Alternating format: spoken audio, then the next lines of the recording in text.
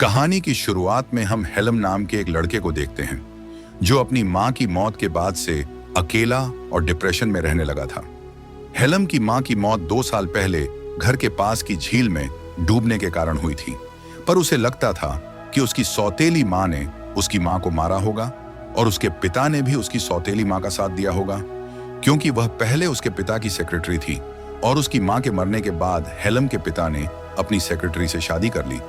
हेलम का अपने पिता के साथ भी रिश्ता अच्छा नहीं था और उसे अपने पिता और सौतेली मां के साथ रहना नहीं था, इसलिए वह सारा दिन घर के पास के जंगल में बने अपने ट्री हाउस में अकेले रहता है और उसे जंगल में आए हुए लोगों की दूरबीन से जासूसी करने की आदत लग जाती है और उन्हें देखकर हेलम ये सब अपनी डायरी में लिखा करता था। साथ ही वह डायरी में अपने मन की बातें लिखा करता था। एक दिन हेलम की सौतेली मां उसकी डायरी पढ़ लेती है जिसमें उसने दूसरे लोगों के बारे में लिखा होता है जिन पर वह नजर रखता था। साथ ही उसने अपनी सौतेली मां की खूबसूरती की भी तारीफ की होती है। यह सब पढ़कर हेलम की सौतेली मां उसके ट्री हाउस में जाकर उसे सेड्यूस करती है। हेलम भी खुद को रोक नहीं पाता और दोनों क्लोज हो जाते हैं, जिसके बाद हेलम की सौतेली मां उसे ब्लैकमेल करके उसे दूसरे शहर भेज देती है ताकि हेलम अपने पिता को उसके खिलाफ फड़काकर उनके बीच दूरी पैदा ना कर पाए। इसके बाद हेलम अकेले एक अनजान शहर में आ जाता है, पर उसके पास ना तो कोई खाने का ठिकाना था और ना ही उसके पास पैसा था। साथ ही हेलम के पास ना ही रहने के लिए कोई जगह होती है, इसलिए उसे एक बिल्डिंग की छत पर खाली पेट रात गुजारनी पड़ती है। अगली सुबह हेलम को सड़क पर एक महिला दिखती है जिसका नाम केट होता है। केट हेलम की मरी हुई मां से काफी मिलती जुलती है। उसका चेहरा देखकर हेलम को तो पहली नजर में लगता है कि यह तो उसकी मां है। हेलम केट का पीछा करता है और उसे होटल में जाते हुए देखता है। उसके पीछे हेलम भी चला जाता है और उसे पता चलता है कि केट होटल में मैनेजर है। हेलम केट के पास आता है और उसे पूछता है, क्या यहाँ पर कोई काम मिलेगा? इस पर केट उससे कुछ सवाल जवाब करने के बाद होटल के किचन में काम में रख लेती है। हेलम को भी काम की बहुत जरूरत थी, इसलिए वह यह काम करने लगता है और मन लगाकर सभी काम अच्छे से करता है और यह काम करते हुए उसे मजा भी आता है। इसके बाद हेलम छुट्टी होने के बाद कैट का पीछा करने लगता है और उसका हर एक रूटीन देखने लगता है। वह कहाँ जाती है, क्या करती है और यहाँ तक कि उसका घर भी देख लेता है। हेलम यह सब इसलिए कर रहा होता है क्योंकि केट उसे अच्छी लगने लगी थी। एक दिन जब केट काम पर नहीं आती और बाहर गई होती है, तब हेलम केट के घर के अंदर चला जाता है। वो जब खिड़की के बाहर देखता है तो उसे क्लॉक टावर दिखाई देता है। उसे लगता है कि केट का घर सामने के क्लॉक टावर से अच्छे से दिखाई देगा और क्लॉक टावर के नीचे ही हेलम काम करता था। तभी केट कमरे में आ जाती है, इसलिए हेलम खिड़की से घर की छत पर चला जाता है और केट की छत पर लगे शीशे के रोशनदान के माध्यम से गेट पर जासूसी करना शुरू कर देता है। हेलम जो पहले होटल के एक छोटे से कमरे में सोता था, वो अगले ही दिन क्लॉक टावर के कमरे में अपना घर बना लेता है, जहां कोई आता जाता नहीं है, क्योंकि यहाँ वह दूरबीन की मदद से कैट के ऊपर अच्छे से नजर रख सकता है। इसके बाद से हेलम रोज कैट के कमरे में दूरबीन की मदद से झांकता रहता है और उसे डांस करते हुए और काम करते हुए देखता है। एक दिन जब हेलम क्लॉक टावर से कैट पर नजर रख रहा होता है, तब वो देखता है कि कैट के घर पे उसके होटल का सीनियर आया है। अब वो दोनों मस्ती कर रहे होते हैं। अगले दिन जब हेलम क्लॉक टावर पर जाने के लिए सीढ़ियों का इस्तेमाल कर रहा होता है, तब वही होटल का सीनियर जो कल रात कैट के साथ था, उसे रोककर गुस्से में कहता है, ऊपर तुम नहीं जा सकते, वहां सिर्फ सीनियर स्टाफ ही जा सकते हैं। इसके बाद जब हेलम किचन में काम कर रहा होता है, तब उसके पास कैट आती है और पूछती है, तुम्हें यह काम कैसा लग रहा है? इस पर हेलम कहता है कि वो अपने काम को एंजॉय कर रहा है। यह सुनकर कैट को भी अच्छा लगता है। रात में जब हेलम कैट को देखने के लिए उसके घर की छत पर होता है और रोशनदान से कैट को देख रहा होता है, तब वो देखता है कि कैट वहां अपने सीनियर के साथ है। हेलम छुपकर उन्हें देखता है और उनकी बातचीत से उसे पता चलता है कि उसका सीनियर शादीशुदा है और उसके 2 बच्चे भी हैं, यानी कि उसका और कैट का अफेयर चल रहा है। यह जानकर हेलम को बहुत बुरा लगता है। इसके बाद हेलम क्लॉक टावर में आ जाता है, जहां वह सबसे छुप कर रहता है। कैट और अपने सीनियर को देखकर उसे अपनी मां की याद आ जाती है। उसे लगता है कि उसके पिता और सौतेली मां का बहुत पहले से अफेयर चल रहा था।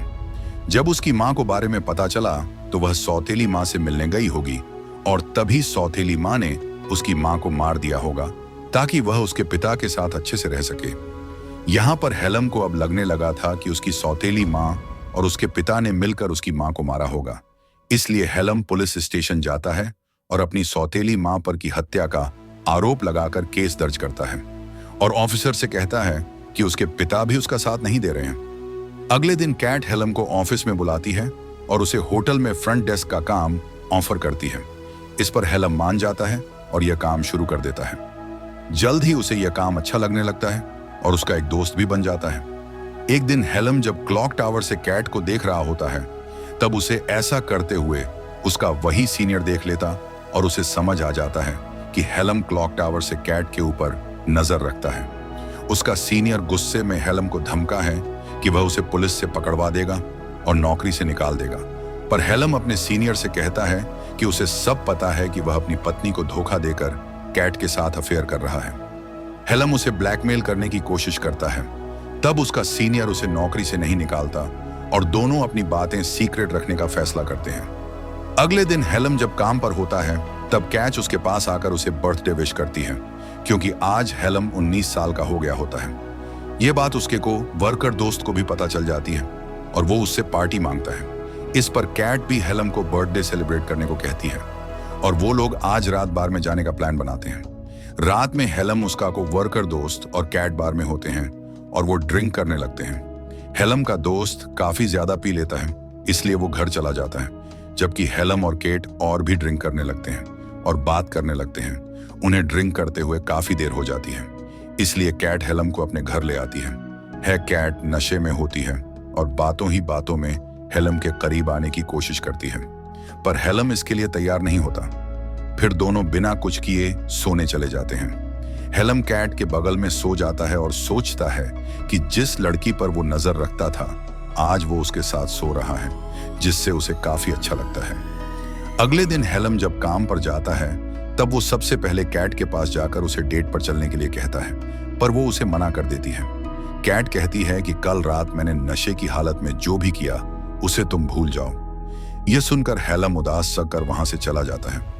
कुछ देर के बाद हेलम को होटल के कमरे में बुलाया जाता है। जब वो वहां जाता है तो देखता है कि वहां केट है। वो हेलम के करीब आने लगती है और दोनों क्लोज हो जाते हैं। अब हेलम को कैट के साथ अच्छा लगने लगा था और कैट भी हेलम के साथ खुश थी। एक दिन जब हेलम कैट की छत पर चढ़कर उसे देखने जाता है, तो वह देखता है कि उसका सीनियर कैट से झगड़ा कर रहा होता है। वो गुस्से में चिल्लाते हुए कैट पर हाथ उठाने की कोशिश करता है। यह देखकर हेलम को बहुत गुस्सा आता है। वो कैट को बचाने के लिए रोशनदान के शीशों को हटाकर कमरे के अंदर कूदता है और अपने सीनियर को रोकने की कोशिश करता है, पर वह हेलम पर हाथ उठा देता है और कैट को हेलम के बारे में बता देता है। वो कहता है, यह रोज क्लॉक टावर पर तुम्हारे घर की छत पर चढ़कर तुम पर नजर रखता था। यह सुनकर पहले तो कैट अपने सीनियर को वहां से जाने के लिए कहती है। उसके जाने के बाद वह हेलम से पूछती है, क्या तुम मुझ पर नजर रखते थे और यह सब कब से चल रहा था? इस पर हेलम कहता है, जब से मैंने तुम्हें देखा था तब से मैं तुम पर नजर रख रहा था, पर इसके पीछे एक वजह है। यह बात सुन के कैट गुस्सा हो जाती है और उसकी कोई बात नहीं सुनती। वो उसे वहां से चले जाने के लिए कहती है और साथ ही में उसे काम से निकाल देती है। अगले दिन कैट जब काम से घर आ रही होती है, तब वह होटल के बाहर हेलम को बैठा हुआ देखती है। उसे उस पर तरस आता है, इसलिए वह उसे अपने घर लेकर आती है। फिर कैट जब हेलम से पूछती है, आखिर तुम मुझ पर नजर क्यों रख रहे थे? इस पर हेलम कहता है, मेरी माँ की 2 साल पहले मौत हो गई थी, जिससे मैं टूट गया था। मैं अपनी माँ से बहुत प्यार करता था, जिस वजह से मैं कभी भी इस हादसे से उभर नहीं पाया। हेलम कहता है, मेरी माँ के मरने के बाद मेरे पिता ने दूसरी शादी कर ली, पर मैं अपनी सौतेली माँ से नफरत करता हूँ और मैं घर में ना रहकर पास के जंगल में बने ट्री हाउस में रहने लगा था, जहां से मैं लोगों पर दूरबीन से नजर रखने लगा। समय के साथ ये मेरी आदत बन गई, लेकिन जब मैं इस शहर में आया तब कैट मैंने तुम्हें देखा। हेलम आगे बताता है कि मेरी माँ की शक्ल तुमसे मिलती है और तुम्हें देखने पर मुझे मेरी माँ की याद आती है, इसीलिए वह उस पर नजर रखता था। यह सुनकर कैट को हेलम के लिए काफी बुरा लगता है। इसके बाद कैट हेलम की माँ की ड्रेस पहनती है, जिसे हेलम अपने साथ लाया होता है। जब हेलम उसे अपनी माँ की ड्रेस में देखता है, तो वह अपनी माँ को याद करते हुए रोने लगता है। तब कैट उसे संभालती है। अगले दिन हेलम जब काम पर जाता है, तब उसे पता चलता है कि उसके पेरेंट्स उससे मिलने आए हैं, जिन्हें उसका पता पुलिस स्टेशन से मिला, क्योंकि उसने अपनी सौतेली मां के खिलाफ केस किया था। पर कोई भी सबूत न होने के कारण उसकी सौतेली मां के खिलाफ कोई एक्शन नहीं होता है। यहाँ हेलम के पिता उससे कहते हैं कि उन्होंने बहुत ज्यादा कर्ज लिया है और उन्हें अपनी कुछ जमीन को बेचना होगा ताकि वह लोन चुका सके। इसके लिए वह हेलम को वसीयत पर साइन करने को कहते हैं, जो मरने से पहले उसकी मां उसके नाम कर गई थी। यहाँ हेलम को डर होता है कि इस सब के पीछे उसकी सौतेली मां का हाथ है, इसलिए वह साइन करने से मना कर देता है। तब उसकी सौतेली मां उसे बुरा भला कहने लगती है और फिर वो लोग वहां से चले जाते हैं। रात में हेलम को अपनी सौतेली मां की बातें याद आ रही थी, जिसमें उसने कहा था कि उसकी मां की मौत एक हादसा था और उसे भूल जाना चाहिए। पर हेलम बातों को याद करते हुए काफी गुस्सा हो जाता है। अगले दिन हेलम ट्रेन पकड़कर अपने घर आता है।